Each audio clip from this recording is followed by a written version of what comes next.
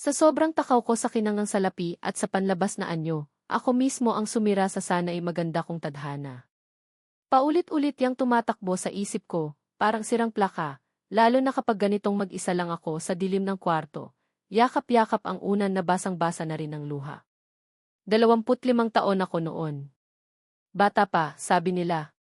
Marami pang bigas na kakainin. Pero para sa akin, sapat na yung edad na iyon para makapili, para magdesisyon. Ang kaso, nagkamali ako. Sobrang mali. Si Ro. Si Ro. Simpleng inhinyero lang siya. Masipag, mabait, at higit sa lahat, mahal na mahal ako. Yung tipo ng pagmamahal na hindi mo kailangang hilingin, kusa niyang ibinibigay. Yung pagmamahal na handang maghintay, handang umunawa. Pamilya ko, botong-boto sa kanya. Si Mama, laging sinasabi, anak, si Rol, yan ang lalaking dapat mong ingatan. Hindi kanyan pababayaan. Si Papa naman, tatawa lang tapos sasabihin, magkaugali kayo ng mama mo, matigas ang ulo. Pero yang si Rol, mukhang mapapaamo ka. Naaalala ko pa, isang Sabado ng hapon. Katatapos lang ng shift ko sa opisina. Nag-text si Rol, sunduin kita, Meg. Dinner tayo. Meg ang tawag niya sa akin, Margaret kasi ang buo kong pangalan. Napangiti ako. Pero yung ngiti ko, parang hanggang labi lang. Hindi umabot sa mata. Paglabas ko ng building, nandoon na nga siya, nakasandal sa medyo luma niyang kotse. Kumakaway, abot tenga ang ngiti.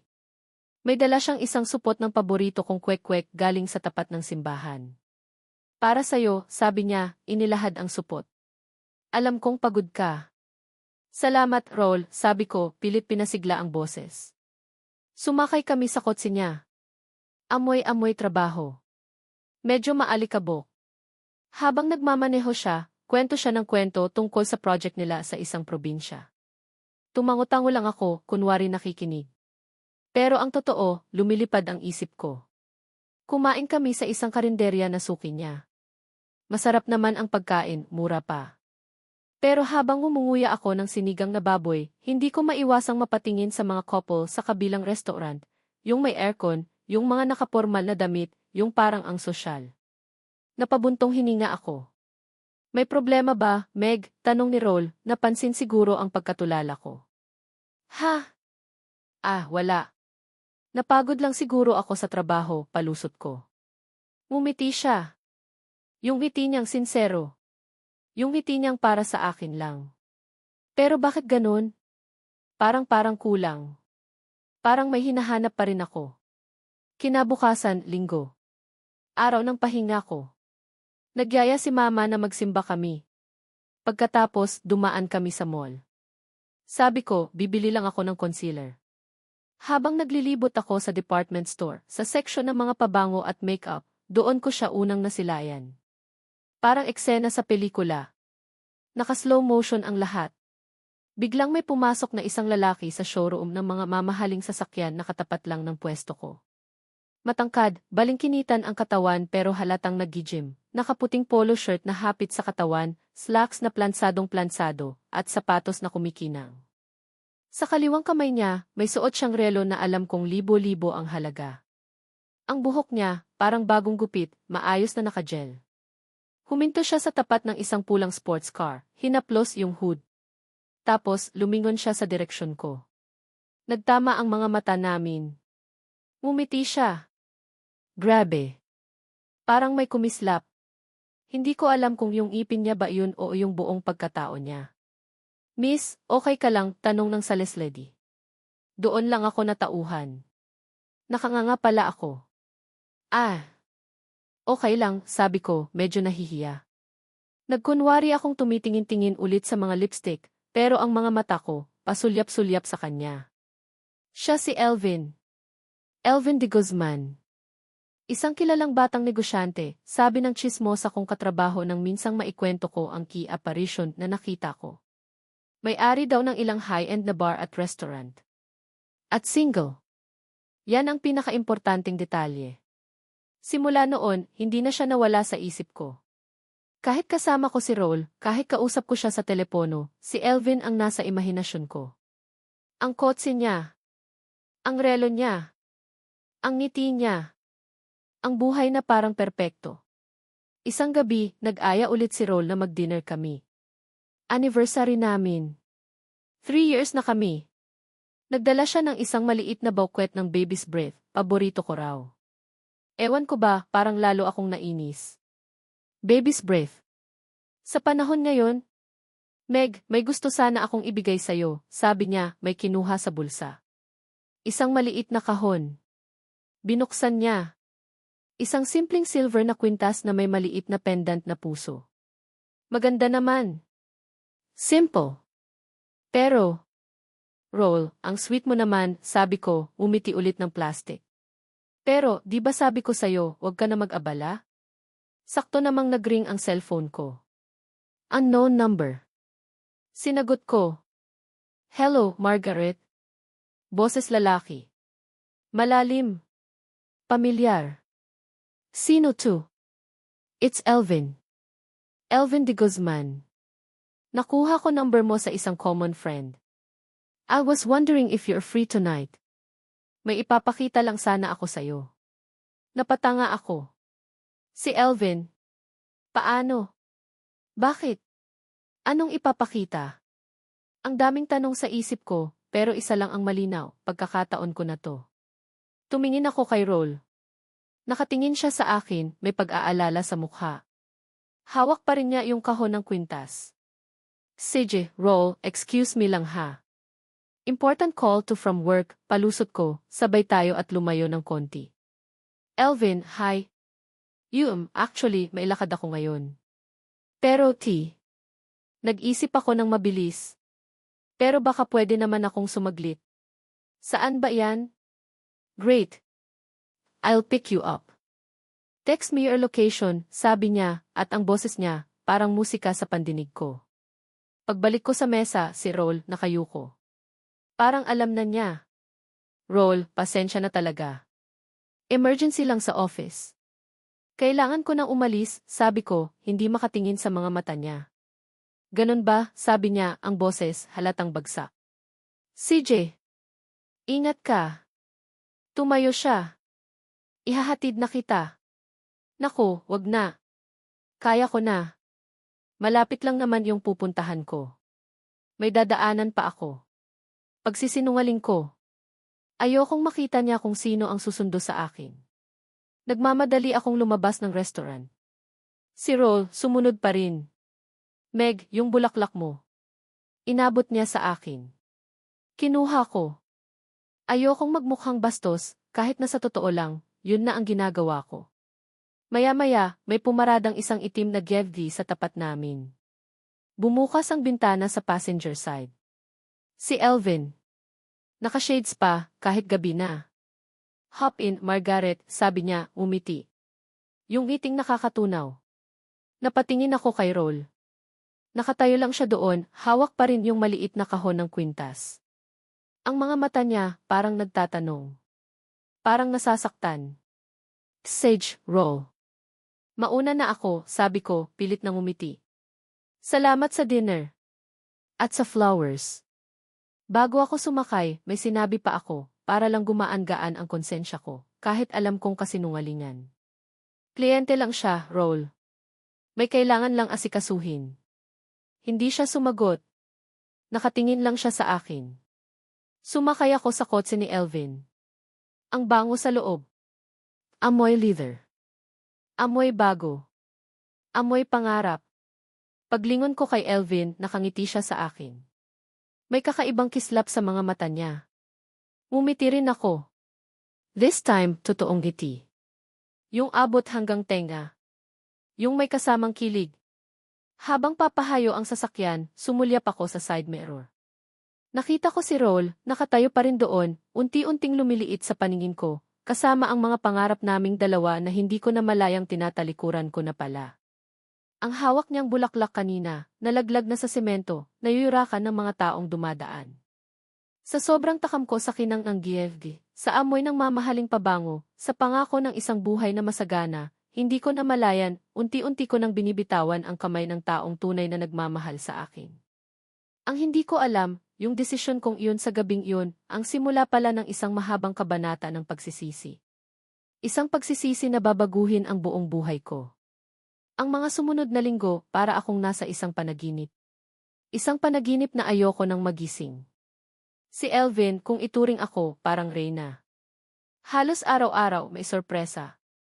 Isang umaga, paggising ko, may delivery ng isang malaking bouquet ng Ecuadorian roses. Hindi lang baby's breath, kundi yung mga rosas na parang pelus sa lambot at may kamahalan ang bawat tangkay. Kinagabihan, susunduin niya ako. Minsan, kakain kami sa mga rooftop restaurant na tanaw ang buong syudad, kumikislap ang mga ilaw na parang mga bituin sa lupa. Minsan naman, sa mga fine dining na kailangan pa ng reservation at may dress code. Natuto akong kumain ng steak na medium rare, uminom ng red wine, at makipag-usap tungkol sa art exhibits o sa latest sa stock market, kahit tango lang ang ambag ko madalas. Hindi lang yun. Isang weekend, bigla niya akong sinabing, "Pack your bags, Margaret. We're going to Tagaytay." Hindi ako nakapalag. Wala akong nagawa kundi mamangha nang tumigil kami sa isang private villa na may sariling pool at napakagandang view ng Taal. Doon, pakiramdam ko talaga, prinsesa ako. Yung mga damit na binili niya para sa akin, mga branded. Mga bag na dati sa magazine ko lang nakikita. Ang pabango ko, hindi na yung tig-100 sa department store. Naaalala ko, isang beses, dinala niya ako sa isang high-end boutique. "Pumili ka ng kahit anong gusto mo," sabi niya, parang nag-aabot lang ng candy. Medyo alangan pa ako noong una, pero nang makita ko ang isang pulang bestida, yung hapit sa katawan at may kaunting kislap, hindi ko napigilan. Isinukat ko. Paglabas ko ng fitting room, napanganga si Elvin. "Perfect," sabi niya, at kitang-kita ko sa mga mata niya ang paghanga. Sa salamin, tiningnan ko ang sarili ko. Hindi ko nakilala yung Margaret na simple lang manamit, na kontento na sa kwek-kwek at sinigang. Ang nasa harap ko, isang babaeng mukhang sofistikada, mukhang mamahalin. Napangiti ako. Ito na ayun. Ito na yung buhay na pinapangarap ko. Ang sarap sa pakiramdam. Parang nagtagumpay ako. Pero, habang tumatagal, may mga napapansin akong kakaiba kay Elvin. Galante siya, maalaga sa paraan niya. Pero may mga pagkakataon na lumalabas ang pagiging controlling niya. Gusto niya, alam niya lahat ng lakad ko. Kapag may ka-text ako, sisilipin niya. Minsan, habang kumakain kami sa labas, kung medyo mabagal ang serbisyo ng waiter, sisigawan niya. Hindi niya ba alam kung sino ako, madalas niyang linya. Nahihiya ako pero wala akong masabi. Napapansin ko rin yung ugali niyang paklas. Parang lahat ng tao sa paligid niya, mas mababa sa kanya. Isang hapon, medyo maaga akong nakalabas ng opisina. Naglalakad ako palabas ng building, iniisip kung anong isusuot ko para sa dinner date namin ni Elvin mamaya nang biglang may tumawag sa pangalan ko. "Meg!" Napalingon ako. Si Ro. Nakatayo malapit sa kinatatayuan ng mga security guard, may bitbit na 2 baso ng taho. Ngumiti siya, yung ngiting pamilyar, yung ngiting minsan kong minahal. "Ro, anong ginagawa mo rito?" tanong ko, medyo nagulat. Hindi ko inaasahang makikita ko pa siya, lalo na pagkatapos ng gabing iyon. "Napadaan lang." Naalala ko kasi, paborito mo to, sabi niya, inilahad ang isang baso ng taho. Mainit-init pa. Tiningnan ko yung taho. Naalala ko, dati, tuwang-tuwa na ako kapag dinadalhan niya ako nito. Simple lang, pero ang sarap. Pero ngayon parang hindi na bagay. Parang ang layo na nang narating ko mula sa simpleng taho. "Salamat, Rol," sabi ko, kinuha ang taho pero hindi ko alam kung iinumin ko ba. Parang nahihiya akong makitang maihawak na baso ng taho. Ewan. Ang arte ko na yata. "Kumusta ka na, Meg?" tanong niya, at sa boses niya, may lungkot. "Okay lang naman."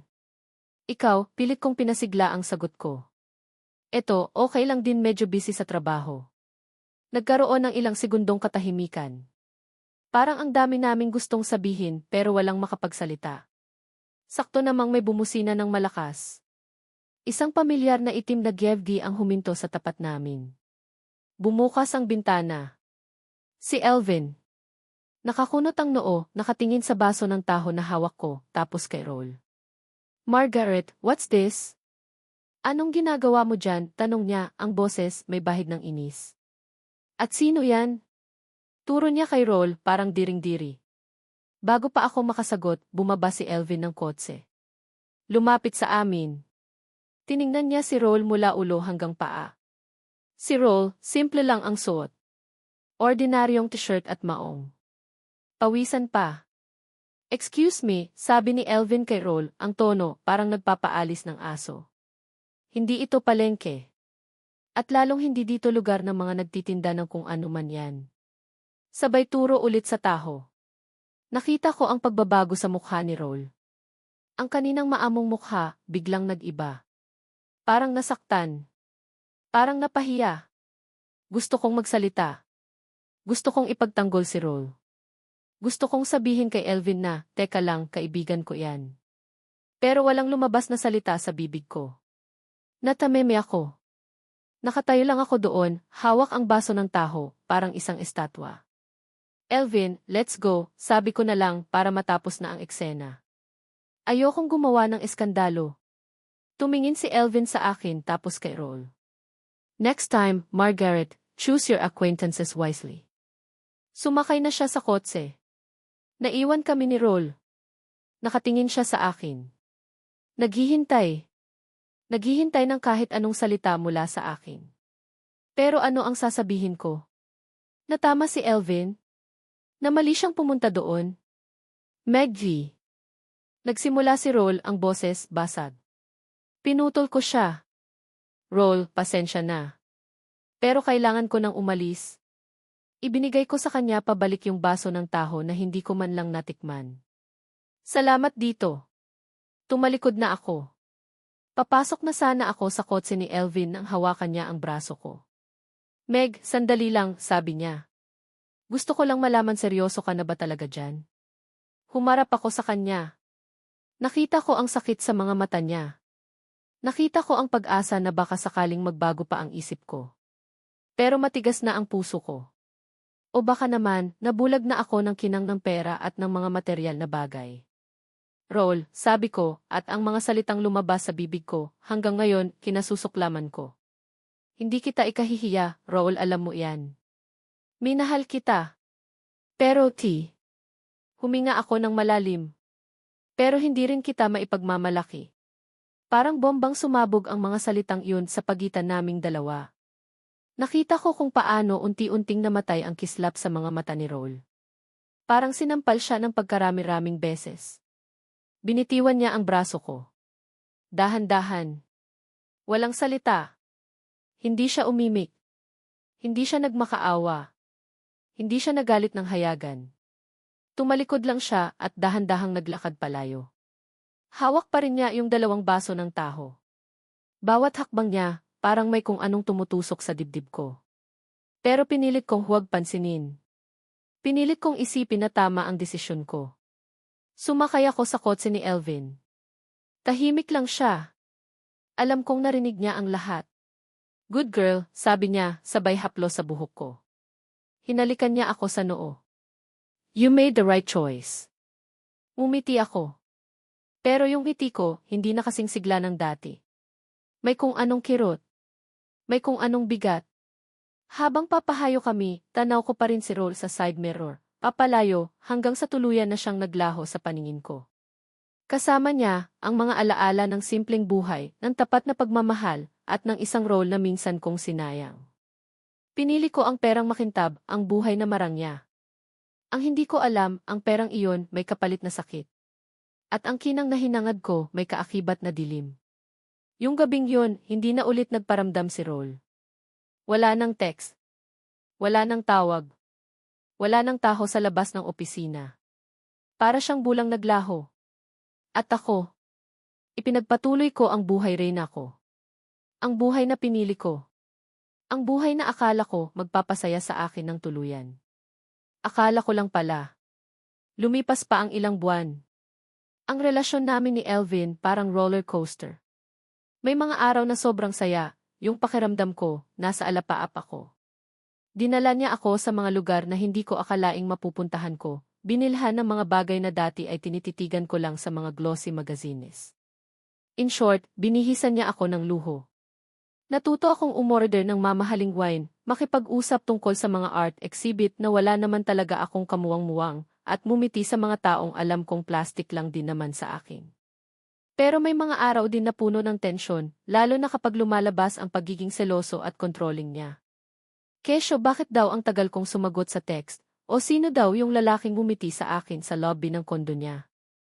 Minsan, nahuhuli ko siyang binabasa ang mga messages ko sa telepono. Tiniis ko. Sabi ko sa sarili ko, ganito talaga siguro kapag mahal mo. Kailangan mong mag-adjust, intindihin ang ugali niya. Isa pa, aminin ko man o hindi, nasanay na ako sa buhay na ibinibigay niya. Ang mga mamahaling regalo, ang mga out-of-town trips, ang pagiging sentro ng atensyon sa mga social gatherings.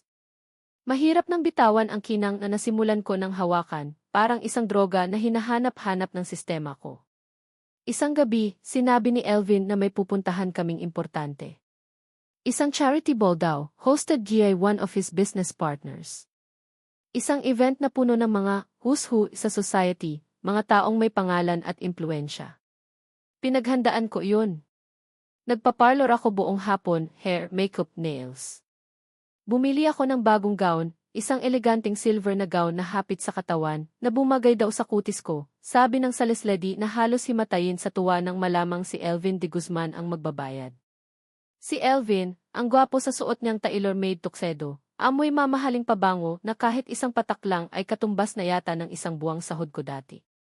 Pagdating namin sa venue, isang grand ballroom ng isang 5-star hotel, namangha ako. Ang daming tao, lahat kilala sa lipunan. Mga politiko, mga artista, mga bigating negosyante na dati ay sa Forbes magazine ko lang nakikita ang mga pangalan. Parang eksena ulit sa pelikula, pero this time, ako na yung bida, hawak ang braso ng leading man ko, bawat hakbang namin ay sinusundan ng mga mata at bulungan.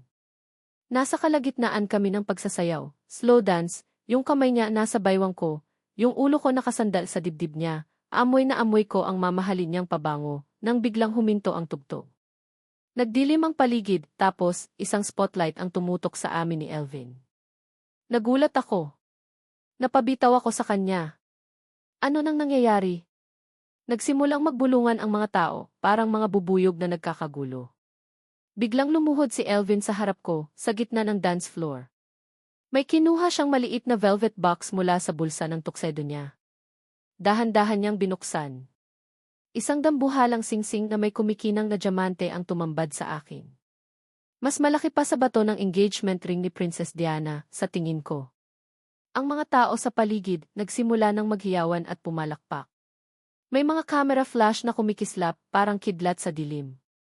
Margaret, sabi ni Elvin, ang boses, nanginginig ng kaunti pero malinaw na naririnig sa buong ballroom dahil sa microphone na hindi ko na malayang hawak na pala niya. Sa lahat ng babaeng nakilala ko, ikaw lang ang nagpatibok ng puso ko ng ganito. You came into my life and turned it upside down, in the most beautiful way possible.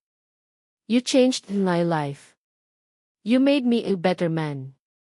Hindi ko alam kung totoo ba yung sinabi niyang better man, lalo na't alam ko ang mga ugali niya minsan, yung pagiging mainitin ang ulo at mayabang, lalo na sa mga waiter o sa mga taong sa tingin niya ay mas mababa sa kanya. Pero sa moment na iyon, sa harap ng daan-daang tao, parang wala akong ibang narinig kundi ang matatamis niyang salita. Will you marry me? Napatakip ako sa bibig ko. Ang mga luha, kusa ng tumulo. Hindi ko alam kung luha ba ng saya o ng gulat. O baka pareho. Tumingin ako sa paligid. Lahat sila, nakatingin sa akin, nakangiti, naghihintay ng sagot ko. May konfeti na nagsisimulang mahulog mula sa taas, parang gininto ang ulan. May romantic na background music na nagsimulang tumugtog, yung paborito naming kanta, na madalas naming pakinggan sa kotse niya. Ito na ayun. Ang pangarap ng bawat babae. Ang proposal. Ang fairy tale. Ang kasiguraduhan. Yes. Yes, Elvin. I will marry you, sigaw ko, at lalong lumakas ang hiyawan at palakpakan ng mga tao. Isinuot ni Elvin ang singsing sa daliri ko. Sakto. Ang ganda. Ang kinang, nakakasilaw, parang bituin na nahulog mula sa langit at napunta sa kamay ko. Niyakap niya ako ng mahigpit. Hinalikan. Pakiramdam ko, ako na ang pinakamasayang babae sa buong mundo. Ang saya-saya ko. Pakiramdam ko, kumpleto na ako. Nanalo ako sa loto ng buhay. Yung gabing yun, dapat sana, magiging isa sa pinakamemorable na gabi ng buhay ko. At naging memorable nga. Pero hindi sa paraang inaasahan ko.